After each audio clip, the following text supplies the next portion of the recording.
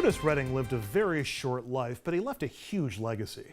Redding died in a plane crash in 1967 at the age of 26, but his influence is still being felt today, and his hits like Sitting on the Dock of the Bay remain popular and probably always will. A new book called Otis Redding, An Unfinished Life tells the singer and songwriter's story. I just sat down with Jonathan Gould, the author. If you mention the name Otis Redding to most people, I think most Americans would know Sitting on the Dock of the Bay, but they might not know that much more about him or his story or his legacy and how he's impacted music going forward. Who, to your mind, is Otis Redding and what is his legacy? Well, people know Sitting on the Dock of the Bay because it was his great posthumous hit, and it has gone on to be one of the most played radio songs of the last 50 years, as far as that goes. And it was a culmination of something. Otis started in much less exalted circumstances than having a million-selling record on the radio. He grew up in Macon, Georgia. He was the son of parents who started out as sharecroppers, who moved to Macon in order so that their family could get an education.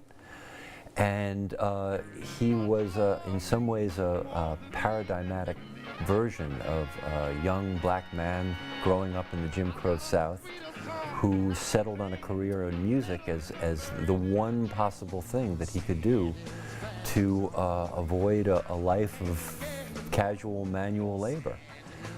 So that's where things begin with him, and I think it's one of the things I really wanted to do with the book was to emphasize how much he was a child of that world, and how far he had to come to become the figure that we can remember now.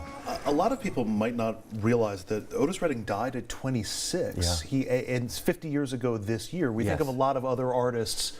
You know, we look at Janis Joplin or Jimi Hendrix, and everybody seems to know that they were cut down young. Yes. But Otis Redding, a lot of people that seems to escape him. Had he been well established? Had he made his mark before his passing? Yeah, his career, he had a 5-year professional career. He had his first sort of moderate hit record in 1962. It was not a smash hit, but it was a record that sold well over a significant period of time that sort of established him.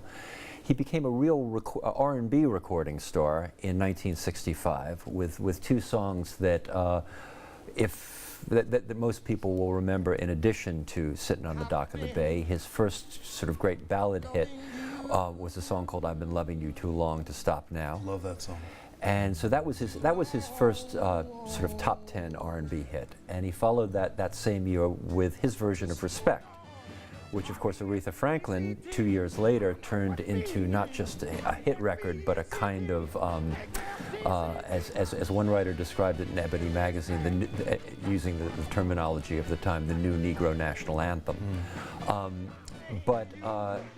So he did have hits. He did have a significant career, but part of the legacy of, or part of the nature of that whole time was that a black performer could be extremely well known on what they called the Chitlin circuit in the South, and the circuit of ghetto theaters in the North, some of which are well known, like the Apollo or the Royal and so on and so forth, right, and still largely invisible to a white audience. And what was most interesting about Otis in terms of what happened immediately before his death was that in 1967, he, especially because of his success at the Monterey Pop Festival, which actually the anniversary of was this last weekend, he had a sensational breakthrough there in front of not just a white audience, but a hip white audience, the new audience for rock as it was developing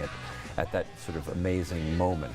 And what would for those who wouldn't be able to make the connections themselves, what is his relevance today? Where do you get a feeling of Otis Redding when you're looking at or listening to music today? Otis belonged to what I think we may be able to look back on now without being too chauvinistic as possibly the greatest generation of African American voices that we've ever had. And that's saying a lot because we've had successive generations of great African American voices. But his cohort, his generation, which sort of begins with Ray Charles, and maybe the youngest member of that cohort was Stevie Wonder. Aretha is certainly the transcendent queen of this whole thing. It's difficult to say specifically what Otis's influence was, but these were all gospel-trained singers who were able to bring their gospel background into popular music in a way that had never happened before. That style of singing, that whole legacy that came from specifically that generation of singers, is ubiquitous in pop nowadays.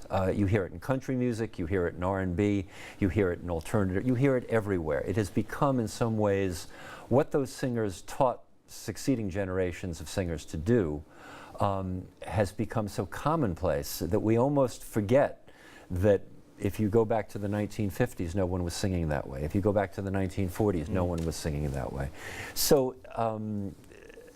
what is it? It is a version of a kind of intense emotionality that we just didn't have before in secular music and popular music. Well, the book is called Otis Redding, An Unfinished Life. Jonathan Gould, thank you so much for a few minutes, and thank you for the book. Appreciate it. Thank you very much. It's a pleasure to be here. And up next, your Hudson Valley headlines. Stay with us.